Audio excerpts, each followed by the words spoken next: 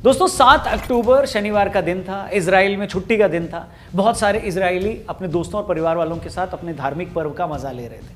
तभी हमास के आतंकियों ने अचानक इजराइल पर हमला बोल दिया। गाजा पट्टी की तरफ से इजराइल पर 5000 से ज्यादा रॉकेट दागे गए। पैराशूट से इजराइल में घुसकर हमास के टेररिस्ट ने लोगों को गोलियां मारना शुरू कर दिया। औरतें, बुजुर्ग, बच्चे, उन्होंने किसी को नहीं छोड़ा। महिलाओं से रेप किए गए, उन्हें मारने के बाद गाड़ियों में नंगा घुमाया गया, उनकी टांगें तोड़ दी गई, बच्चों को किडनैप कर जानवरों की तरह पिंजरों में बंद कर दिया गया। कुल मिलाकर कुछ ही घंटों में उन्होंने ऐसी दहशत दिखाई जैसी दुनिया ने शायद ही पहले कभी देखी। इन हमलों में सिर्फ एक ही दिन में 700 से ज्यादा इजरायली मारे गए, सैकड़ों को बंधक बनाया गया और हमास ने छाती ठोक कर यह कहा कि हाँ, हमने ये किया है।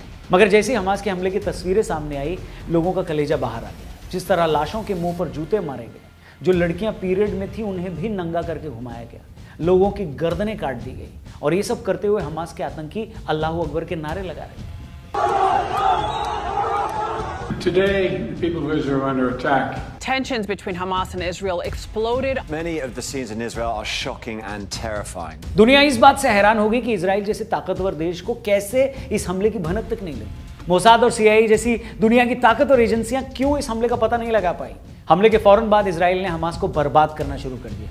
इजराइल ने कसम खाई कि वो पूरी तरह गाजा पट्टी पर कब्जा कर लेगा, गाजा पट्टी को पानी और बिजली की सप्लाई रोक देगा, अपने यहाँ से कोई खाना वहाँ नहीं जाने देगा और इस धरती से हमेशा हमेशा के लिए हमास का नामो निशान मिटा देगा। इजराइल का साथ देने के लिए अमेरिका ने भी अपना जंगी बेड़ा इजराइल भेज दिया।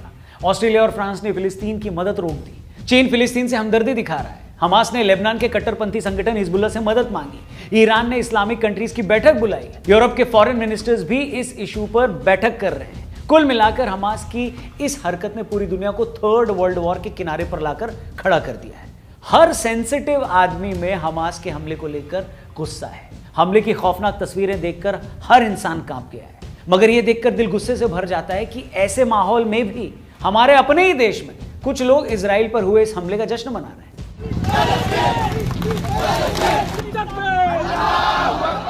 एक तरफ देश के प्रधानमंत्री ने इस हमले पर इजराइल के साथ खड़े होने की बात की है, वहीं अलीगढ़ मुस्लिम यूनिवर्सिटी में कई छात्रों ने फिलिस्तीन के समर्थन में नारेबाजी करी। एक नेता ने हमास के फेवर में बयान दिया, ट्वीट किया।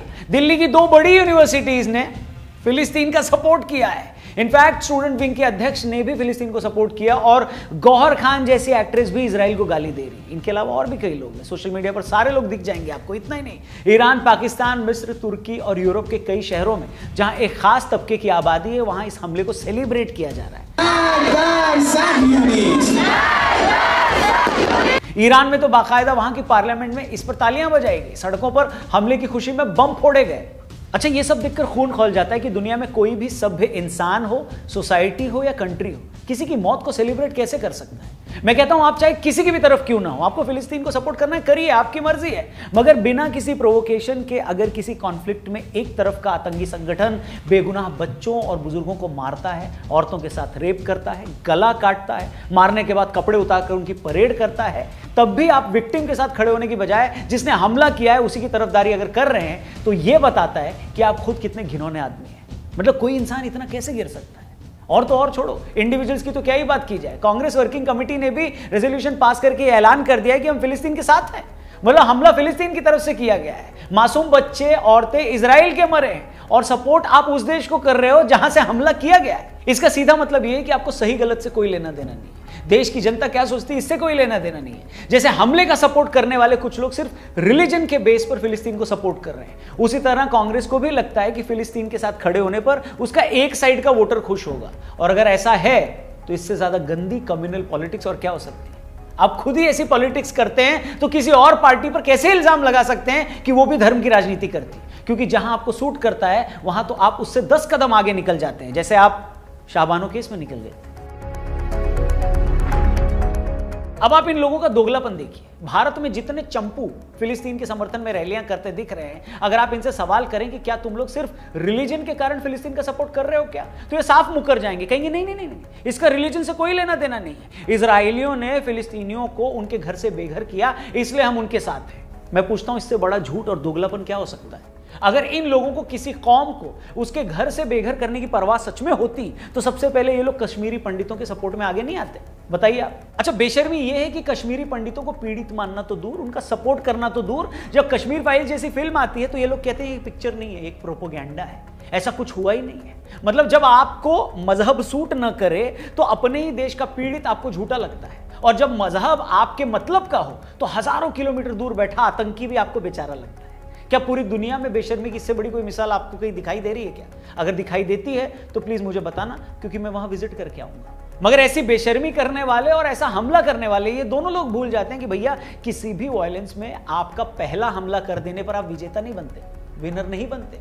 जब अलकायदा ने अमेरिका पर हमला किया तब भी इस सोच से हमदर्दी रखने वाले लोगों ने पूरी दुनिया में जश्न मनाया इसका। ये लोग इस बात से बड़े खुश थे कि देखो देखो एक आतंकी संगठन ने अमेरिका को बड़ा सबक सिखा दिया। मगर फिर क्या हुआ? उसके बाद अमेरिका ने उस पूरे देश को बर्बाद कर दिया। जहां से यह हमला हुआ था उस पूरे देश को खत्म कर दिया। अब अलकायदा के हमदर्द चाहें तो 9/11 के हमले के बारे में सोच सोचकर खुश होते रहें, या यह सोचकर खुद को थप्पड़ मारें कि उसके बाद अमेरिका ने अफगानिस्तान और इराक में हजारों जानें ले डाली। 10-20 साल तक दोनों देशों में घुसकर वहां हुकूमत की। ऐसे एक नहीं हजारों मामले आपको मिल जाएंगे जहां हमला करने वाले आतंकी और उनके हमदर्द सिर्फ पहले हमला कर देने पर खुश हो जाते हैं, मगर उसके बाद उनकी क्या हालत हुई है इसके बारे में वो नहीं सोचते।